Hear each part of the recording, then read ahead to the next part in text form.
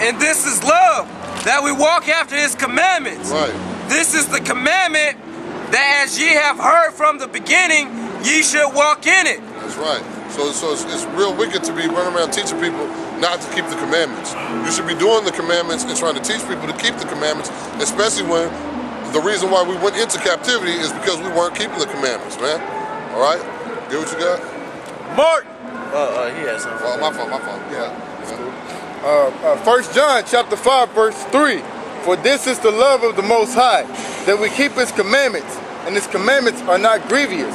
Right. His commandments are not grievous. This is the love of the Most High, that we keep the commandments. Like how many times does it have to be read to you? And then if you see a scripture where it seems like it's contradicting that, if you know the Most High is not contradicting himself, you should know that you have to look deeper for a deeper meaning. The scriptures are written in a way to make certain people go off that the Most High doesn't want to get this truth. All right? There's no way Jesus is going to say, until heaven and earth pass, not one jot or one tittle shall in no wise pass from the law, till all things be fulfilled. There's no way that he's going to say that if he really wants you not to keep the commandments. All right? So you gotta use some sense here. Oh boy, get what you got, bro? This is Mark 12:28.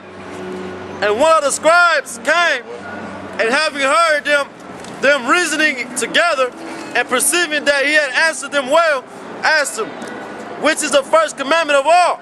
Right. So this is Mark basically reiterating what we just read in Matthew, the 22nd chapter. They're asking him, what is the greatest commandment of all? But he puts a little bit more on it too to give you a little more understanding right here. Okay.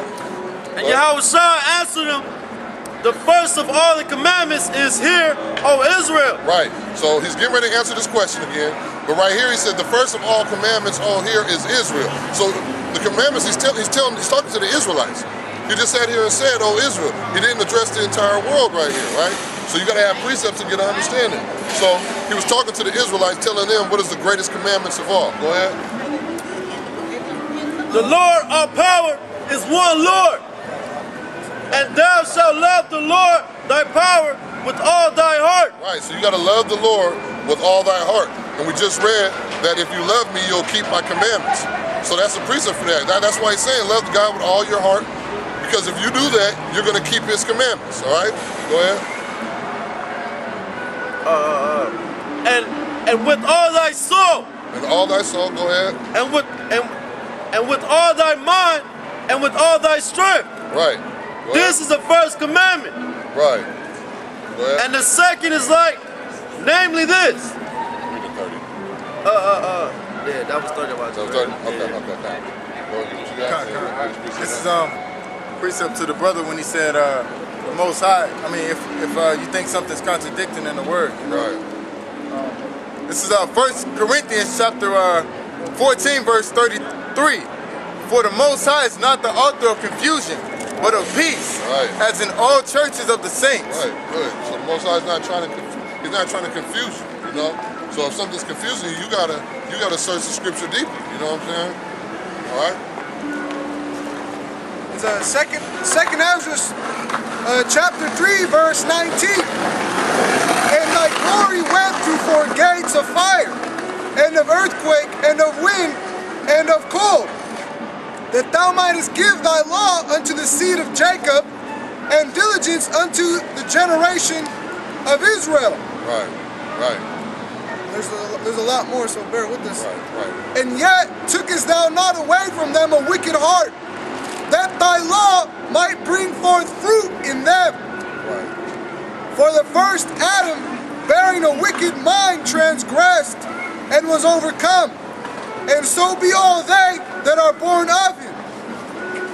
Thus infirmity was made permanent, and the law also in the mind of the people with the malignity of the root, so that the good departed away, and the evil abode still. So the times passed away, and the years were brought to an end. Then didst thou raise thee up a servant called David, whom thou commandest to build a city unto thy name, and to offer incense and oblations unto thee therein. When this was done many years, then they that inhabit the city forsook thee, and in all things did even as Adam and his generations had done, for they also had a wicked mind. And so thou gavest thy city over into the hands of thine enemies. Right.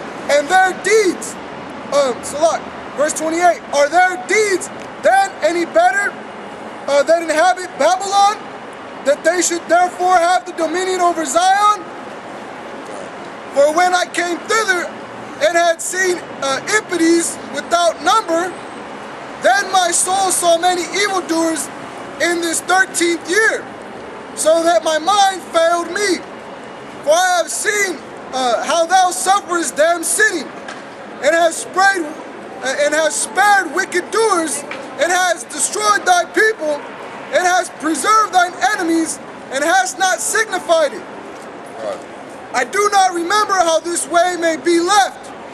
Are they then of Babylon better than they of Zion?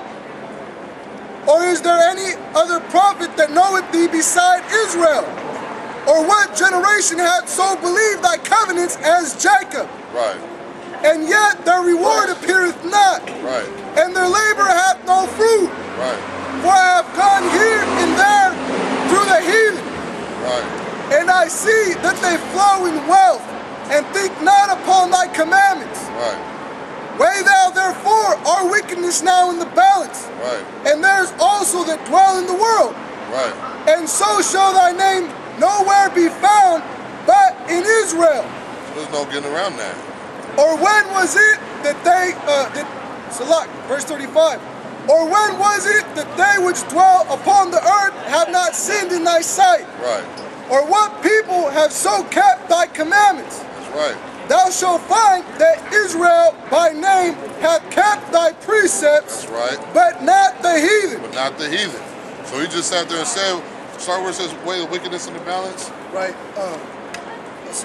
Verse 34, 2nd Ezra 3 and 34. Right. Weigh thou therefore our wickedness now in the balance. So he's basically saying, weigh our wickedness in the balance. Put our wickedness, amount of our wickedness right here on this side of the balance. Go ahead. Right.